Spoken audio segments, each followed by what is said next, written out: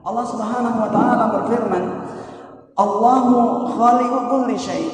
Allah yang menciptakan segala sesuatu. Ayat ini sebetulnya dengan sangat tegas dan jelas menyebutkan bahwa Allah lah yang menciptakan segala sesuatu yang ada di muka bumi.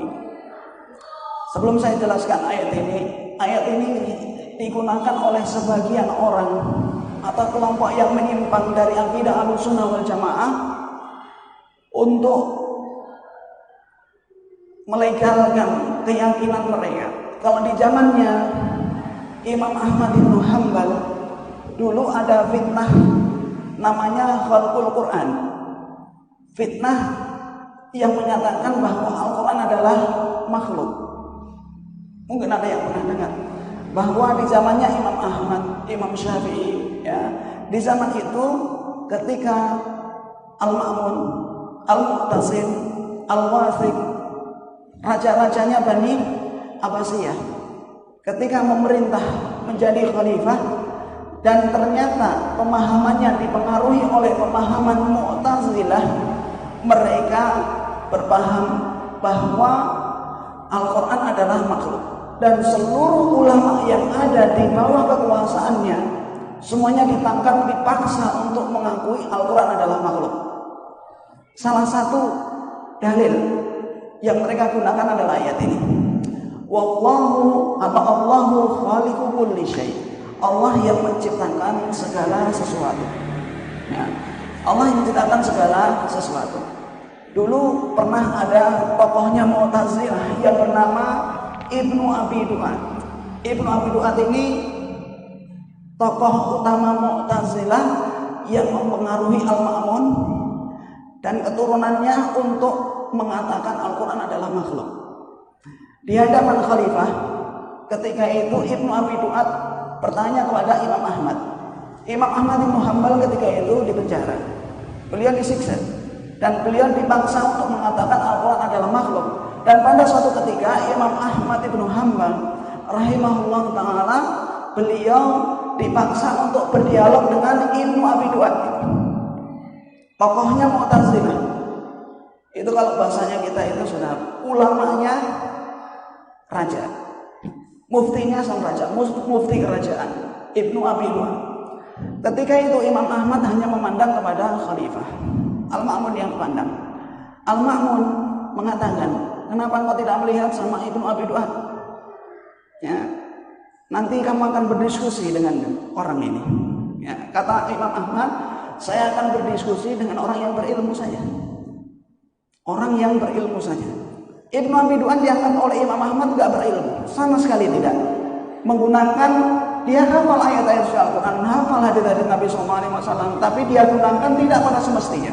Seperti ayat ini, dia mengatakan atau bertanya kepada Imam Ahmad, salah satu pertanyaannya adalah Al-Quran itu syai' au ghairu syai'. Al-Quran itu sesuatu atau bukan sesuatu? Dijawab oleh Imam Ahmad, Al-Quran sesuatu. Kemudian Ibnu Abi Duat mengatakan Allahu khaliqu kulli syai'. Allah menciptakan segala sesuatu. Berarti Allah menciptakan Al-Quran. Berarti Al-Quran adalah makhluk. Menurut Ibnu Abi Duat, pemahaman yang menyimpang dari pemahaman Ahlussunnah wal Jamaah. Kemudian Imam Ahmad membawakan beberapa dalil yang lain. Beliau mengatakan lafaz kul, lafaz kul khaliqu kulli syai'. Kulli itu kan semuanya. Dalam kaidah usul fikih disebutkan bahwa kul itu ada dua macam. Lafzul am urida bihil umum, wa lafzul am urida bihil khusus. Ada lafaz umum yang diinginkan dari lafaz itu adalah umum. Ada lafaz umum yang diinginkan dari lafaz umum itu adalah khusus. Paham? Ada lafaz umum yang diinginkan dari lafaz umum itu adalah umum, benar-benar umum. Yang kedua adalah ada lafaz umum yang diinginkan dari lafaz umum itu adalah khusus.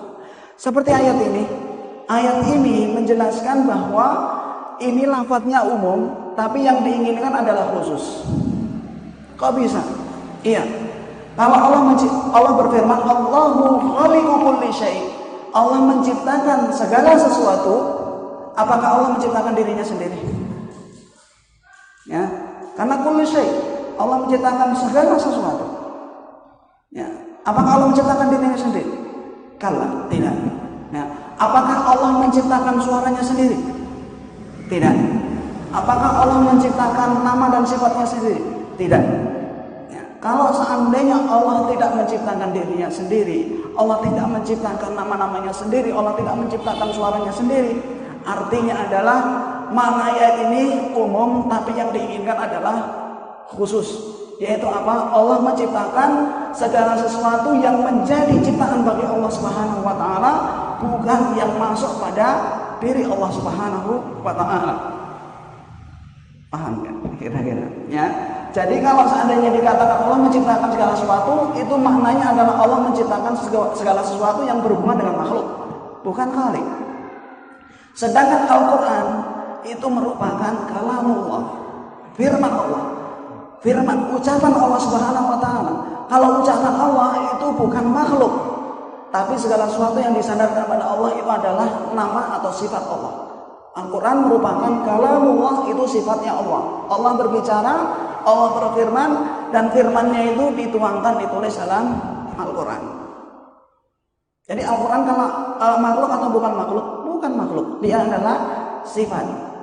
Ya, dengan seperti itu hujahnya kaum Mu'tazilah itu roboh, rontoh semuanya. Tidak ada yang bisa melawan Imam Ahmad ketika itu.